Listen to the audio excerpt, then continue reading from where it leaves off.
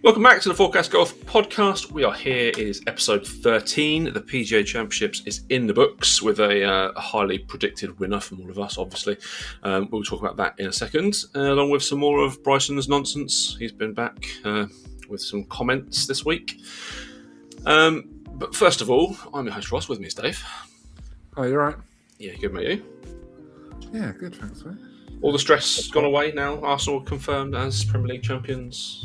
I'll be honest, I wasn't that stressed anyway, you know. No, you two seem quite chill, to be fair. Yeah, you know, it wasn't. It's done now, isn't it? I'm not the most stressed person about it in the world, you know. No. I think other people probably felt more about it one way or the other, but yeah, it's nice. It was nice, and the reactions were nice. It's been nice since. There's been a lot of nice videos and nice stuff. There's been some nice stories and things. But yeah, it's you know, I'm just focused on the Champions League, obviously. You know, just on to the next one, on to Cincinnati and all that. You know, I've had a check. How are you feeling, Craig? Over the moon? Oh, mate, delighted. I was the opposite of Dave. I was quite stressed. Yeah. I chose to play golf rather than watch the Man City game on Tuesday night. And which, between that and the Spurs game, because hilarious, right? Yeah, exactly. But I've got this. You know, we were keeping an eye on it on the course, of course. But you know, yeah. I'm into my golf, so making sure I got some golf in. And then we managed to get the last 20 minutes. We played a back nine scramble so that we could all get in and watch the back half of the last part of it. But yeah, the relief is palpable, I'd say. Yeah, I can imagine. Delighted. I wasn't a very good watcher of Arsenal Football Club towards the end of the season. Well, I can only dream. One day that might be me, but you never know. Let's start with the golf. Would you rather? Let's say, would you rather hole out from 150 yards but nobody sees it, or top your very first tee shot in front of a packed clubhouse, but it somehow still makes it onto the fairway? Craig, what do you reckon? No. I mean, I'm not having a top in front of anyone. I think I'd take like 150 and know deep inside that I'm a good golfer. I think that's my rationale. No one wants to top it. I'm quite nervous with other people watching. I think other than obviously the three other people that play with me, I think I'm taking the 150 and no one sees it. If you said hole in one, I'd be like, oh, that would annoy me.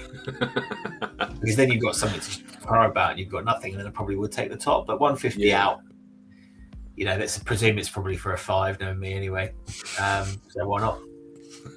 Fair. What about you, I was playing once and someone on the hole next to us was playing on his own and got the hole in one, but we saw it. I think he was quite delighted about that. But yeah. Have we ever got close to a hole in one? Yeah, I've had a hole in one. I've only ever had one though. Pitch straight in the hole as well. Straight nice. In. Dunked it. Lovely. No bounce, yeah. Absolutely destroyed the hole. It was good. About 6 inches for me, and it rolled over the hole, so it looked good. It looked good from the tee box, and you got up there and said that's got to be close, and it was past the hole. Considering it looked good and then went past the hole, I was pretty annoyed with it. So yeah. I remember when I was on a massive society at Carrick Manor. Like there was, I don't know how many people there, about 60, 70 people. And I hit the shot, and as soon as I hit, I said, please don't go in. And it pitched just past, spun back and lipped out. I was like, it'd been the most expensive day of my life. Like, you know, hotel prices for like 70 people or whatever. Yeah. Which course, Dave? Mortgage for that. It was the Roman Road. Like the one, it's just, so you, like, I think it's about 12 or 13, but I think the holes have changed around these days. You know, like you played like by the hotel. There's a hole that plays along next to the hotel, and then you play one that's got like around water, I think. And there's a par 3 the next hole after that. Yeah, that hole. Yeah. And the reason I ask is because Celtic Manor, they tend to do the competition-y type things, and like, you know, you have to pay a tenner to get into it, and then you could win a membership for a year. So I was just, you know, I was checking like one, I'd probably do that and end up getting a hole in one when I haven't paid the tenner, or I'd do that and get it done. But we were talking about this the other day, and a guy I know that's had a few of them, he's been very sensible. He's just basically gone, right, I've got a hole in one. I bought a he bought a bottle of brandy and just went and help themselves. Like that's the way to do it. That's the way to do it now. Yeah, a full round the clubhouse. That is expensive, especially these days. £7 a pint. Yeah, it's mental. I don't have mine. Like it was like a team match as well, so like a decent number of people anyway. Yeah. But then like, other people were like trying to like get in on it. Like go away. Like you're not even involved. Like no. like fair enough if you're like involved in a team match, but not just buying some random people a drink. Like such a mental tradition anyway. Buy me a drink. Buy me a drink. Yeah, absolutely. Yeah, I've just got a whole lot. Buy me a drink. Yeah. Yeah, that is mad. It's like taking cakes into work on your birthday. Like, surely people should bring it to you. It's your birthday. Yeah, why am I taking cakes? Never agree with that. Should we start with some Bryson nonsense because it's the most sort of recent thing? What's he said? What's his comments this week, Dave? It was essentially like he's weighing up being a creator or at all professional. Where I can't remember the exact coach. I'll find it. I might as well find professional golf. I don't know what to do right now. What? Of course you don't, Bryson. Piss off. I'm getting to the point now where I'm not. I'd like he's even beyond being hated. He's just so dull. Like no one believes you. No one thinks you're going to do this. It's not even like he's not even doing it like interestedly anymore, is he? No. He's just like, shall I? Oh, do you really want me? Oh, like he's just like play it cool. Like no one believes you. Like he's got absolutely no, in the negotiating. There's nothing on his side, is there? No. He's got no leverage at all. The way he's playing at the minute, like maybe just become a creator because the PGA going to want you back at this point. Missing cuts left, right, and centre. My dream is he goes to the Corn Ferry and then doesn't make it through. So he's there for a couple of years or something. That's my absolute dream. He goes there and then doesn't do it. Yeah. So he's got 2.71 million subscribers on YouTube. YouTube pays well, but it cannot pay as well as professional golf, surely. Not $20 million purses, no. And he, as much as it pains me to say it, like he's fully capable of top 10s. Like he's, a video isn't getting in that. Like he's not going to be able to do that. So no. I think he's either kidding himself, or as Dave says, he's just looking for attention. Like, just look at me, I think please, that's it. It's distracting from my actual performances in the majors this season. Yeah, and just don't look at that. Look at this. Yeah, I mean, let's not talk about that too much because some of us picked him. Oh, yeah. But the idiot that he is, like. And I will call him an idiot. Like he genuinely is an idiot. He's the dumbest smart golfer that I've ever known. Because he's not really worked it out. Like I don't think he's got. Maybe he's almost too clever for his own good. He just hasn't got the kind of humility to work out what he should be saying right now. And I'm not even sure he's being advised particularly well because the comments like that are just stupid. Like. Keep your head down. Like by the sounds of it, Liv is in a whole heap of trouble from what I read this week. Basically done. Keep your head down. Yeah, it's like. Do you watch his content much? Because I really don't enjoy it. Like I really do not enjoy it when I do watch it. It's sort of so.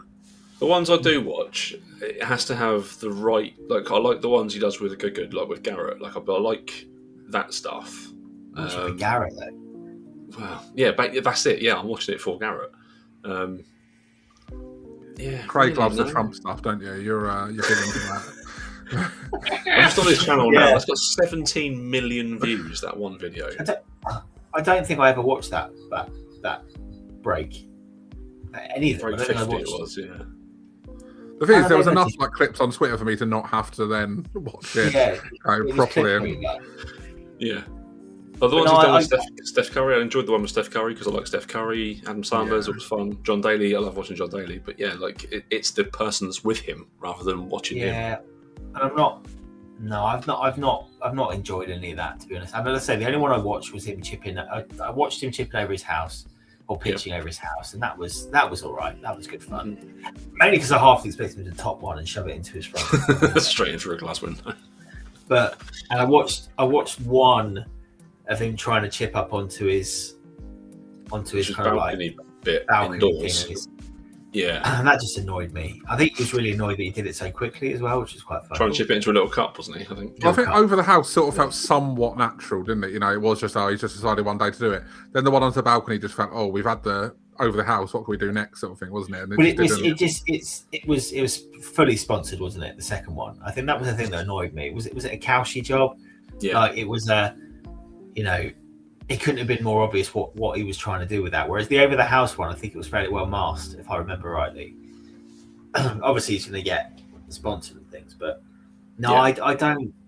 I think he's being poorly advised at the moment. It's just I obviously sent that through yesterday to you lads on there. I just saw it. Just went, what is he doing? What is he doing? Just go and just keep your head down. It frustrates me so much because actually, for all of my taking the mickey out of him, I do, and obviously our kind of tongue in cheek, or certainly my tongue in cheek take on letting him back into our pretend tour. Yeah, I think the PGA Tour would be better with him in it as a product. I just think, and that's what he's probably hoping that they'll beg him. But you know what? It's better with him as a product, but I've not missed him in that tour. Not missed him at all. Dave always says you always need the heel. You need the someone that people love to hate. So he has a place there, but I can't imagine the PGA are breaking their backs to try and get him on there. Whereas someone like John Rahm, I think they're doing everything they can to get Rahm on the tour. Yeah, and I always enjoyed his rivalry with Koepka and stuff for a bit, but even that just got a bit boring in the end, didn't it? Like it's just a bit. Yeah, well, I thought in the end they made up, didn't they? Once they went to live, because I'm guessing someone paid them enough money to make up, and then be pals. But I just remember the clip when DeChambeau was walking behind Koepka and he just giving the proper eye roll in his interview. It's just like, that was a fun time. You need a bit of rivalry in sport. There's not really any rivalry in golf anymore, is there? No, bar the Ryder Cup. That's it. Bar the Ryder Cup. By the Ryder Cup, and Patrick really gets everyone else. That's about it. Yeah, Rory versus Scheffler doesn't really feel like any sort of thing, does it? They're just they really like each other. Oh, it's a real shame. They don't even play the same events together, really, do they anymore? They're just they don't. No, play 4 years together. That's about it. Yeah, I don't know. There's just a bit of rivalry in golf is good, I think, but. Like we saw during that clip that went around on Instagram with the commentators talking about Bryson. He's off on the driving range making content for YouTube and TikTok, whilst commentating on the event. That's what he's become at this point. It's very funny. He's a meme. He's a meme. He is, but he's also a good golfer. That's the thing.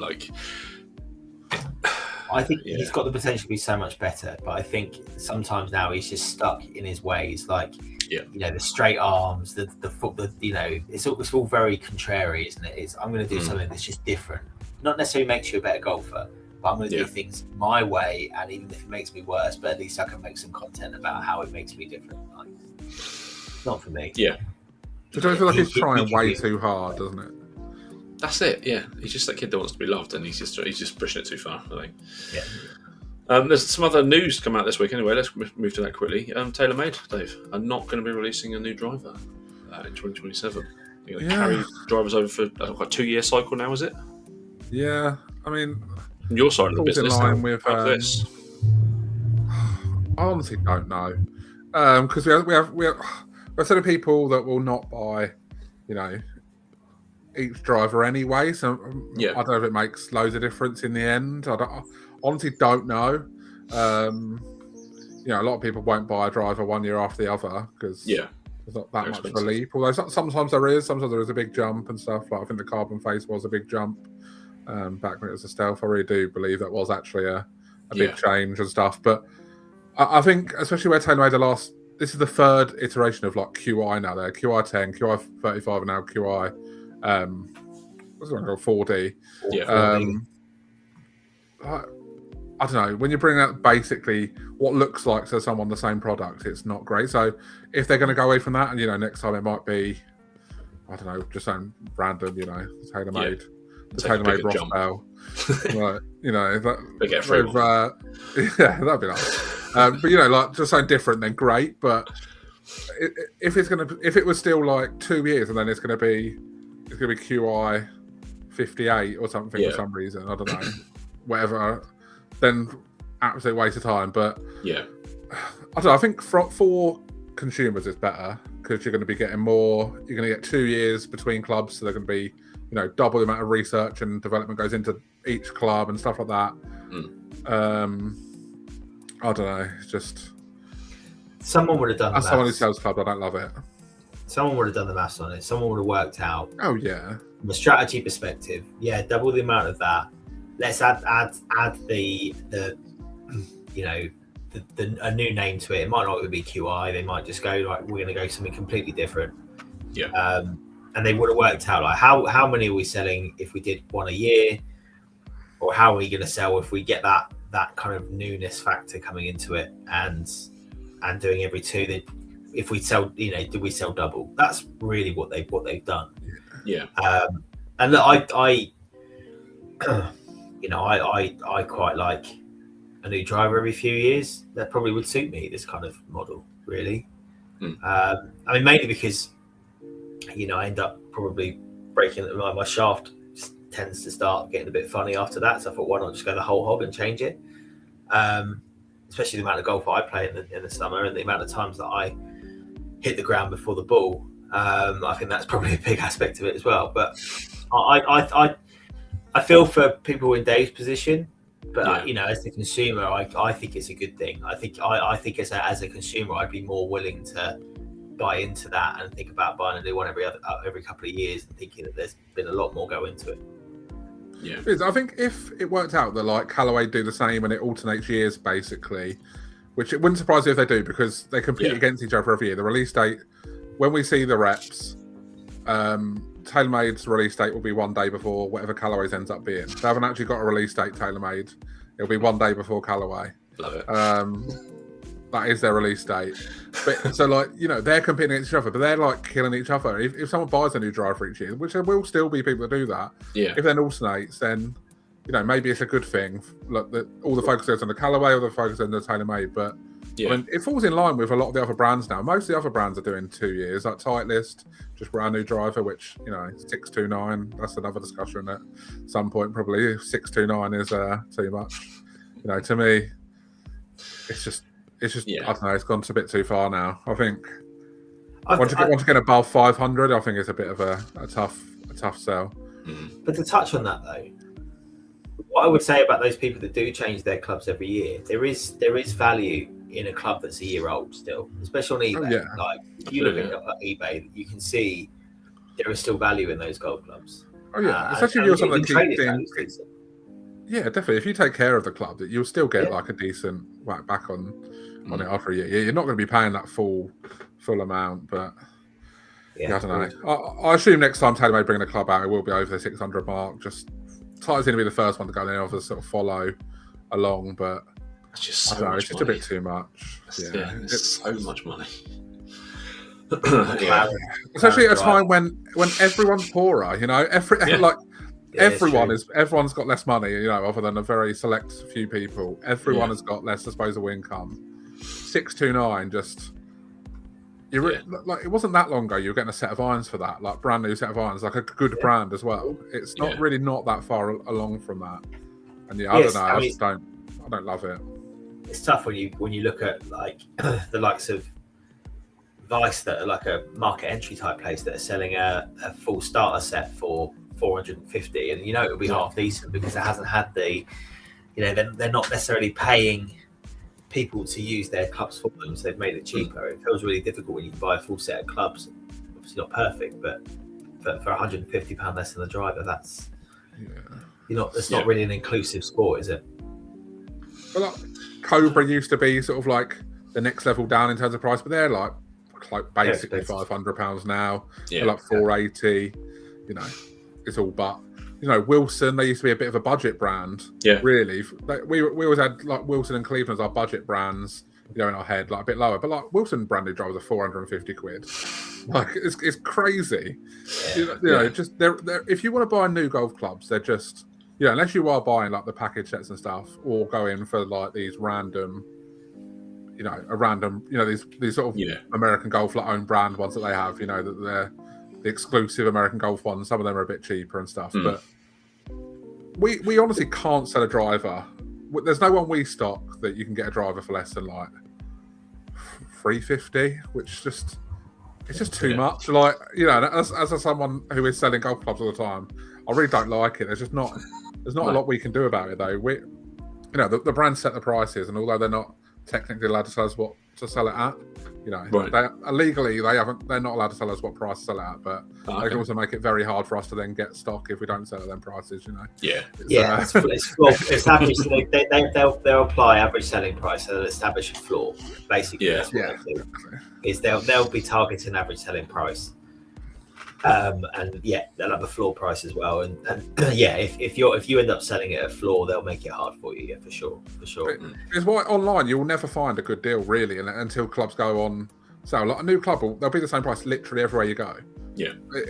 Like the online stuff is so hard because it's literally just set by them. There's no leeway. You'll be able to get deals if you go in and buy it, like, you know, in person. But if you're buying a club online, there's not really deals we have unless you might get somewhere that, you know, you might get a 3 dozen balls or, you know, things like that. But in terms of the actual price, the price is the price, and there's just no wiggle room these days. There's nothing, because they're so strict on it, all these brands. That the online agreements are crazy. I wish I could go into all of them and some of the stuff we have to do to, you know, fall in line with the stuff. But it's the interesting thing is though, to talk about balls though. And there's a reason why you can kind of throw in some balls as part of a deal, because actually the cost of balls hasn't really changed. Like there's always an upgrade, and there'll be. I don't know. The last couple of years there has been a jump. It was only like 2023. I think they were still sort of 40 quid a dozen. Well, like the premium ones have gone up to 50 quid now. Like I mean, but that's compared to, you know, I'd half expect based on the kind of the inflation that we've just seen on a golf club, you'd half expect a dozen Pro V1s to be 80 quid at some point. It depends what they put into it, because obviously they say every year that there's a new thing. I've noticed this year that it's not so much what's in the ball, because I think they've got to the point that the ball is so good, it starts to become things like alignment, which for me personally is a big thing. I'm a big fan of alignment tools on golf balls. So maybe that's why it is. Maybe they haven't had to jump it too much because actually there's only so much more science you can do it before they get accused of cheating. They've gone big on the colours and alignment this year. So, I would expect, based on what you just said about drivers, that the balls would go down that same route as well. We'll have to put a box of 12 Callaway Chrome Soft with the speckled stripe around. They were 25 quid on Amazon. Like that, they're fine for me. For my level. That's really interesting. And Dave, you can probably talk to this better than I can. But like, there was a time when Chrome Soft was the premium ball, and all of a sudden then Chrome Tour came along, and all of a sudden it was like Chrome Soft is that level below. I'd happily pick up a dozen Chrome Soft like from 2023 and just be like, amazing, because it's still an amazing golf ball. Yeah, like I think, like I'm not someone who's particularly fussy about ball. I feel like if you get the same level ball in a different brand, it will be give or take the same. So like the premium balls for me they're all sort of, I would play with any of them really. None of them bother me too much. My main thing, I don't like loads of stuff. So if someone's got like a big logo on there, but I don't particularly like that. But that's just what, you know, my annoying ways. But if you're buying the same level ball, so I think buying like prior generation balls is the way to go a lot of the time. You know, again, I agree don't tell anyone that, because you know someone is selling the golf balls. But prior generation is the way to go, because there'll be slight differences and stuff, but on the whole, they'll be the same. That's the thing though. In a couple of years, when the golf ball rollback thing comes in, so many of these balls that are there are just dead. So I don't know how the brands are going to handle it, because there's going to be a lot of dead stock. Yeah, if I find for a lot of golfers, they won't care. Like, you're not going to carry when you're playing Ross, are you? Like, you're not playing competitions and stuff all the time, are you? It's not like you're playing casual rounds. Yeah. You're going to be in for a treat, because you're going to get some balls for an absolute bargain. Yeah. There's going to be lots of places that have just got golf balls that you know, just are no good anymore for so many people, because they did it. It's quite a long time ago now. But there was like a driver rollback, and all of a sudden a load of drivers became illegal. And like that was sorry. I was just looking for so this picture here I took when I was in America. Oh yeah. And 2024 Chrome Tour X was, let me just do the maths on this quickly. Is this the PGA Tour shop you went to? The PGA store? Yeah. It was £36 a dozen for 2024 Chrome Tour X. Okay. Like, you know, that just screams to me like someone's done a very good job marketing their most recent ball. Like, that's just crazy. Yeah. So that's 2024 over Chrome Soft, Chrome Tour, and Chrome Tour X. So yeah, £36. What can you can't. I mean, if I wish I'd taken an extra bag and just bought back a bag. And as Claire said, 1,000 golf balls in my bag. Yeah, absolutely. I'll be honest with you, that isn't really a lot different to what we would pay for them new, you know, when they were new out. Yeah. You know, that isn't a lot different to, you know, if to us, it actually costs more than that with like VAT and stuff on top of it, you know, for like the new Chrome Tours and stuff. Yeah. Which is like, you know, and then you can get them for less than we can pay for the new ones. That's what I mean. It's a no-brainer, really, isn't it? Like, it absolutely is. Absolutely is. But I mean, I use Next Level Down, so I'm kind of using. What am I using at the moment? TaylorMade Tour Response. Again with the alignment, they would hate them because it's got the colour around the middle. I don't mind that so much. I just hate the ones that like shit all over it. You know, all over, everywhere. Oh yeah, no, I get that. Like, that's not for me. I mean, mine is purely I'm trying to use it for when I'm putting. I'm making sure that I've got that alignment. I'm coming through the straight, and obviously you can see it end over end. You know, you feel it well. It's that kind of thing, and it works for me. I'm sure it's just in my brain. I need something, and also something I can focus on when I'm driving. So if I've got the big yellow band around the middle, I'm focusing on that rather than focusing on, oh look, there's a bird over there. I'm going to keep looking and not topping it on the tee. That's my process. Yeah, and that does happen. So, but yeah, it's you can kind of see why people, you know, they do kind of bitch and moan about the cost of golf when these things are all happening. It's an interesting chat because we've got Dave's inside view on things. Like it's. We get more insight than other people could do. So maybe it's a topic for an entire podcast at some point in the future. Yeah.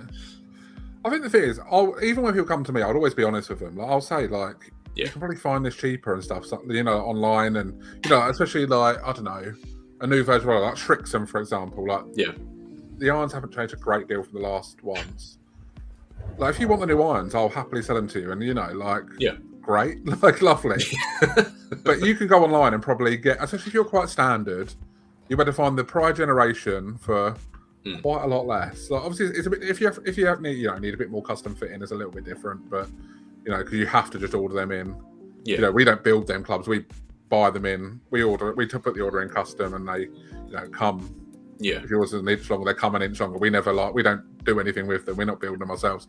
So like, if you don't even like that, there's not a lot we can do. But if you're, if you're just pretty standard, you can just get prior generation.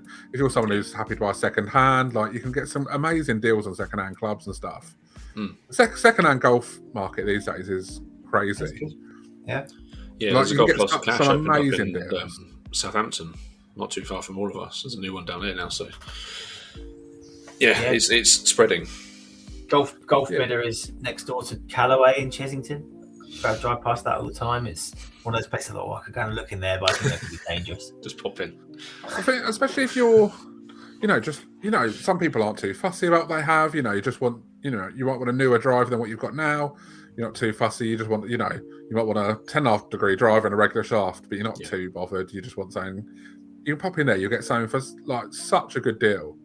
Don't get me wrong. There's some things that I think secondhand still should be cheaper than they are because some of them I think, God, I would never pay that for a secondhand golf club. I'd just get the new one, but you can get some amazing deals on stuff. But I don't know. I think with prices rising even more, I think we're just going to see the secondhand golf market just go even bigger and bigger and bigger. I think it's going to be, there's already more and more companies doing it. I know people that do it sort of almost just as a side hustle sort of thing. Buy them.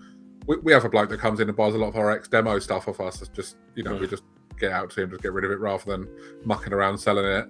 He might make get rid of it on top, Yeah, just, he can have it. For everyone, it saves us hassle of trying to sell it to people. So he comes in and just does it. But he's just like a bloke who lives, he lives like in Brighton and just comes over, price it up. We go, we'll take that price, won't take that price, blah, blah, blah.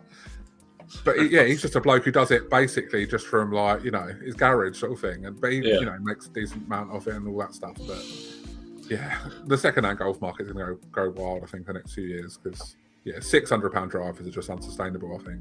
Yeah, absolutely. Let's talk about Wyndham Clark on hole 11 at the PGA Championship and almost killing a fan. He was well within his right to take that shot, wasn't he? The people should not have been stood where they were stood, as far as I'm concerned. I'm always very aware when I've been to a few tournaments now. Very aware where I stand. I've got a couple of videos. I think I've got one with Cam Young about 6 feet away, and Justin Thomas as well. I'm thinking shouldn't be stood here. I don't like this idea at all. But he was well within his rights to have a go at the shot. I mean, I think he nearly kept the cameraman. He actually hit the camera, didn't it? Yeah. I'm not a Wyndham Clark fan, but fine by me. Well, it obviously wasn't where he was trying to hit or anything. It's got stuck in the grass and it's gone left. But it amazes me it doesn't happen more, to be honest. Like some of these times you see it, and they're basically hitting over fans. Like, there's a lot of trust in these players, and obviously they're incredible players. But when you actually go and watch them at a tournament, you realise they do actually have more mishits than you realise. They just don't get shown on TV if they're having these mishits. I remember at the BMW at Wentworth. I think it was it must have been the 18th. Poulter in the bunker on the far side of the fairway. I think he took 2 or 3 to get out, and then he would just absolutely demolish the bunker. He was in there about 10 minutes, just smashing it up with his hybrid, I think. But that's never going to be on TV because he wasn't playing very well. So there's no, they're not going to be showing that. Yeah, you do, but there is more mishits than you would ever think. I think when you actually go and watch them. So how this doesn't happen more often, I don't know, because they've got such tight gaps there letting them play through. I mean, Rory had obviously that was out of the rough and it was tough, and he barely got one out, and obviously Justin Rose out of the bunker as well.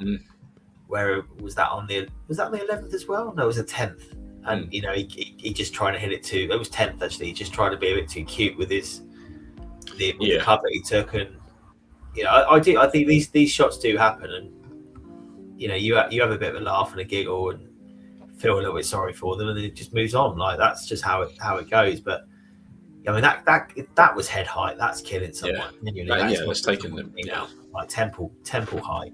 Yeah. Yeah, dead basically. That is not a good place to be at 180 mile an hour. Yeah. Is that what roughly? I don't know what swing speed is on an iron. I don't really know. It'd be like 110. 110 because 180 is what driver, is it 150, 180? Well, that's the ball speed, 180 ball speed on a driver. Yeah, that's what I mean. Ball speed is what I'm thinking. Yeah. With an iron, I don't know, probably be. With that, sure, it'd be a lot less, because he's obviously not hitting very well and stuff. But you probably look over 100 miles an hour for sure. Like, I don't want anything hitting me over 100 miles an hour. I'll be honest, anything. Have you ever been hit by a golf ball? I've only ever been hit by one. Yeah, on the back, but not like. It's so painful. Yeah, it throbs as well. You can't get away from that pain. It's awful. Mine was like just above my ankle. If it was just a bit lower, it'd have been disastrous. Destroyed. But I had such a big bruise. But it was like you could sort of see the golf ball where it hit. It was horrible, but I'd happily never have that happen again. Yeah, never, not a chance. Quickly, want to talk about Marco Penge. He's taking a break from golf. I assume for the rest of this season, because of he's still having some effects from a viral infection he suffered in November. He's been getting reoccurring neck, ear, and nervous system issues. You said it's like basically like vertigo, wasn't it? He's been getting sinus infections and vertigo symptoms. He said he had an MRI and it was all clear, but he's going to take the rest of the year off, I think. So, get well soon, basically. Yeah, that is crazy. Yeah, if you want to come on the podcast, you've got some free time. So. Absolutely. Yeah. I think if he's ever at home in Horsham, he can just pop around mine. We can sit down here and we'll all come round if you want. We'll all come round, do a little live little chat in the garden. Yeah. He's world number 33. He's making to them rankings, so hopefully he can get back there sort of next season or if the end of this year he comes back. I think he'd be good. I think his wife's just had a kid as well. I think it's probably a good thing all round. Yeah. Good luck to him. Let's talk about the PGA Championship, boys. It was won by Aaron Rai and his 2 gloves and his iron covers, and It's quite a nice story, isn't it? Really, he's lovely. He seems like a pretty nice guy, actually. Lovely. A really nice story. It really couldn't be better, could it? Like, No. all the stuff about the iron covers, all the different things. It's such a good, proper like feel good story. But yeah, is it his dad worked really hard to buy his clubs? He wants to make sure they look after. Yeah. And he says like even now, even though he gets them for free, still values him and all that sort of thing. So, he's for all the thing we just said just now, he won using a 7-year-old driver. Amazing, absolutely amazing. He's an everyman golfer. Like he uses castle tees. Like not every time, but he uses a castle tee. Like brilliant. Yeah, that is vile, isn't it? I agree. I have gone away from them this year. I just use standard tees now. I use castle. I know. So let's talk about this. Okay. I use castle tees for my driver because to be fair, like it depends on what I'm trying to do with it. Like if I'm trying to keep it low, I use a lower one. If I'm trying to, that's my thinking. I'm not really thinking about trying to get a tee in the ground. That's just not me. And I also use one of the little green castle tees for the tiny ones. For a tiny one, just to give myself a little bit of a hand on par threes. But if I'm taking my 7-wood off, then I use a normal tee because then I will try and just try and work out and adjust it. It's a weird thing. It's in my head, but with a driver, my main thing is with a driver. I can't get a normal tee low enough for what I really want to do with a par 3 tee shot. It's weird, but that's just how that's when you find a little broken tee on the ground, and that's the kind of thing I know. Especially at the moment when it's rock hard, like those castle tees actually come in quite handy. Yeah, there's nothing worse, is there, than trying to get into a rock hard tee box and trying to get a tee in there. Like, it's like, come on, like, I'm a big bloke, got a bit of weight behind it, and I still can't get that tee in the ground. It's like, come on, it was winter, and a guy that used to play with my old course brought a drill with him. when it was frozen over to then be able to get at, and that was brilliant. It was great. It was a great day. That's a great idea. I couldn't stop laughing for about an hour every time we got it out. I was like, it was brilliant. It was amazing. But it worked. I like it. Yeah, that's a really good idea. Fair play to him. But so Aaron Wright, he just built across the weekend. 70, 69, 67, 65. Just solid golf. Solid. I just really struggled to get into this tournament. Like it felt off, didn't it? Something felt not quite right about it. I mean, even Sunday, you go into it, like, that leaderboard is insane. Like, basically every golfer you could want was in contention.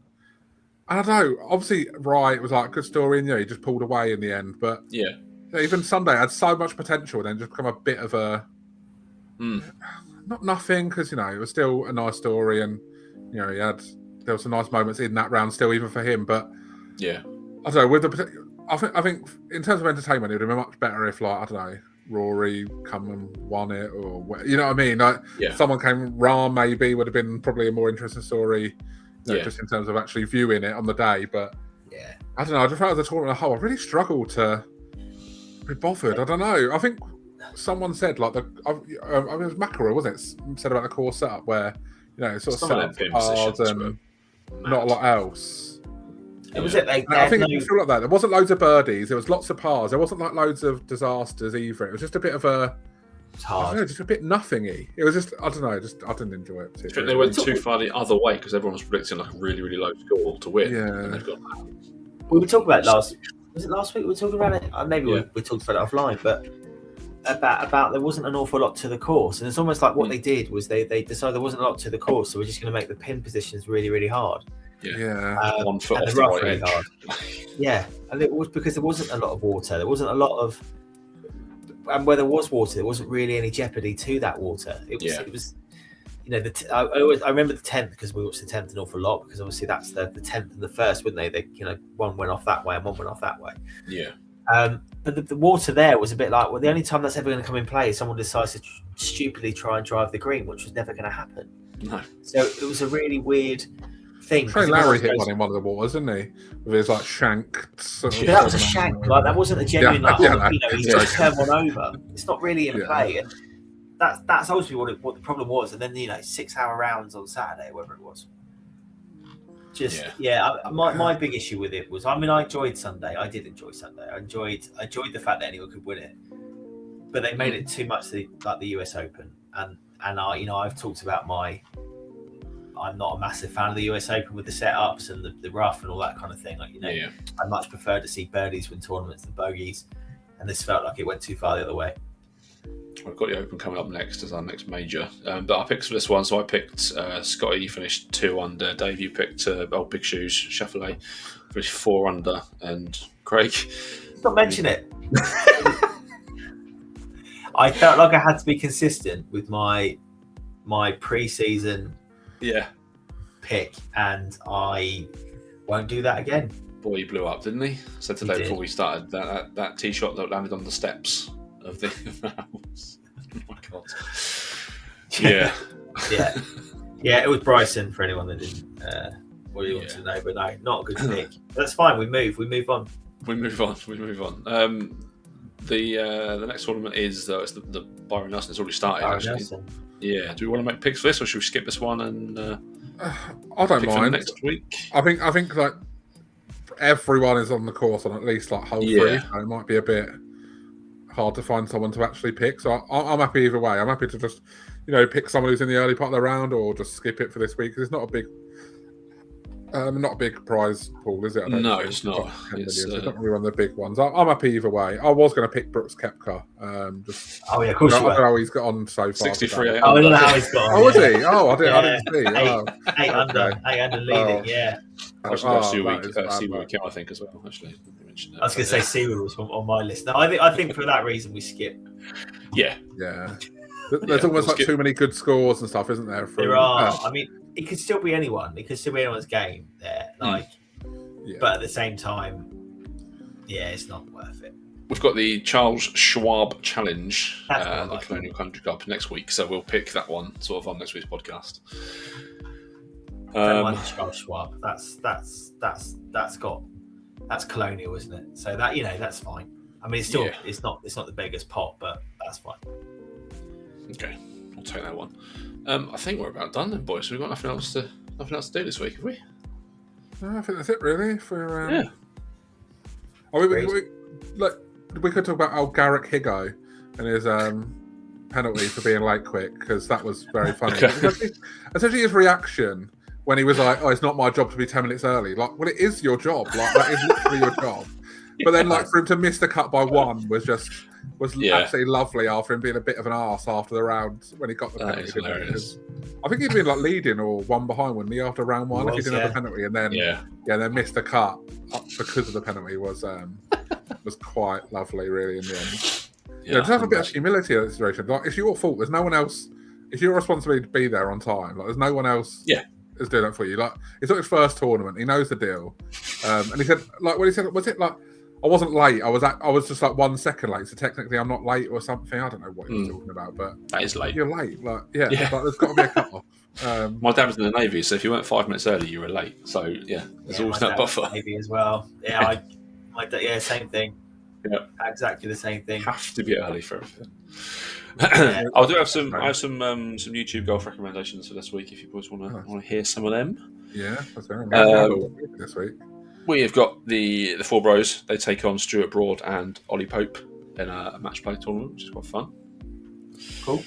Have you guys watched Josh Mayer? Yeah, I've watched him. I haven't really watched him for a while. I used to do all the stuff where he'd drill a hole in a golf ball and fill it with something, or weird clubs and things. I haven't really watched loads of his stuff lately, but I used to watch a decent amount of his stuff. So he does do some weird stuff. But this week's one he's done cheapest versus most expensive golf resorts, which is quite good. Yeah, he goes to one in Vegas, and it's like $7,000 for a night and 2 rounds of golf. But I think that was like the win, is it? Because he's yes, it is. He's doing with like the Your Golf Tour. He's doing something with them. I don't know he's hosting it or something like that. But he's part of it somewhere along the line. He's not playing because he's not at that level. But I saw he was doing something with them. So I assumed it was at that course that they're playing for that. Yeah, it looks very nice. And the win is such a nice hotel as well. So, it's incredible. It was there. Yes, it is. Peter Finch and Grant Horvath are doing a Can Peter get into the top 1,000 in the world, which I would have assumed he probably is not too far off that. He doesn't take too many events. I've heard him talk about on his podcast and stuff. Yeah, I think it's just that's why he's gone over to like America to play a few events and things, and a few invites and things. I don't think it actually takes like that many like good results to get there, because it's not like too many points, but it's just getting getting the invites, isn't it? But yeah, I think it's quite a fun little thing he's doing there. Yeah, I'm also happy to see Grant as well, because he's the man with the most infectious smile. Massive smile. That man's got a massive smile. Did you watch? Sorry. Before did you watch Grant Horvath's video where he tried to fool the golf coaches or something like a few weeks ago? It was. Oh yes. Such a bad video. Like yeah. He starts off swinging like slightly bad, but still like very good, and then he's like striping it. He's like the worst coach you'd ever see, and by the end, the coach going like, "I'm brilliant." Like it's like, what is going on? Then he takes off like the worst disguise you'll ever see, and I am actually like plus 2 or 3 or whatever he is. Like, I did hate watch the TalkSport Major with Jamie O'Hara, Jermaine Pennant, Dean Saunders, and Dean Ashton.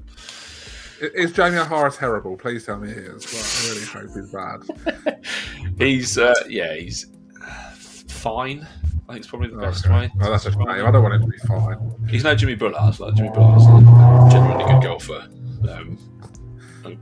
Quite fun to watch on YouTube, but yeah, I don't recommend watching that. Like, don't watch that. It's 2 hours. I won't get back, but I did watch it just for this. How do you feel about like the long videos? Like, when they're like 2-3 hours long. Like sometimes I think, fine, but I tend to watch them ones when it's just bunging something on in the background when I'm not actually watching them. Like that's how I do it's it. a long time, isn't it, for like a 3-hour golf video? Like it's a long old slog. Well, I watch them on my lunch breaks at work, so I'll stick the iPad on and I'll do some work at the computer on my lunch break. And I thought, it's on in the background, it's noise, and if anything happens, I can like flip over to watch it. But yeah, it's a long time, especially a long time to hate watch something as well. I've made some bad choices this week. And I've been rewatching, I don't know if you guys ever watched it, Bad Golf, John Robbins and Alex Horn golf channel. I watched that in the first series or 2, and then I haven't really watched it since. Yeah, they've not come back. All their stuff finished about 3 or 4 years ago. Okay, maybe that's why I haven't watched it, because there's not been any of it. But... Yeah, I've just been rewatching it from the start. I just think watching the progress, especially that John Robbins makes from being a fairly average Sunday golfer to being really, really good, is quite fascinating. And Alex Horn just never gets any better; just stays quite good the whole time. I remember liking it because it was so basic, like it's filmed so like there's no real put no real expense into it and stuff. But I sort of quite enjoyed that it wasn't like very slick in any way. Sometimes they'd miss holes out where they just hadn't like press record and things. I sort of liked it about it. It's what I meant. I used to be. I watched this was some of the early Rick Shields stuff where he played John Robbins, which on a foot golf. There was a shared foot golf and golf course. Yeah. So basically, John Robbins had to hit the big holes, and then Rick Shields had to hit the little holes. That's some good content. That was good fun. Yeah, that's what I kind of miss from Rick Shields now, rather than being asked, some really stupid questions on, because he's not obviously in charge of his social anymore. Like that was the stuff I used to really enjoy that with Rick Shields. I'm just looking at Rick Shields. There's a screen, the title screen of his newest short, which is 1.2 million views, and it says Castle Teas are great as well. He's holding up a big pink Castle Tea, Craig. So there you go. He's been backed up by Rick. I've always hated Rick. Dave's never been the biggest fan, but I that's what I did used to really enjoy, those kind of really basic kind of golf when he was going up against someone, and it was it was just good fun. And I've kind of missed that recently, because a lot of it now is obviously live based, and if I take off my obviously not being the biggest live fan, even some of the social media stuff now I'm finding is a bit too like engagement grabbing rather than like what I want to see from golf. So I've kind of shied away from some of that now, which is a real shame, because I really like Rick. I really like his content. There we go. That's all my stuff for this week. Let's do some plugs for social media. Where can people find us, Dave? We're at Forecast Golf Pod. Is it on the screen? Hang on, I'll press the button. It's not come up. There we go. God, nailed that. My thing is subscribe on here. Just subscribe on here. If you don't want to go and follow us, just subscribe on here. Doesn't cost any, what's the thing? Like, doesn't cost anything.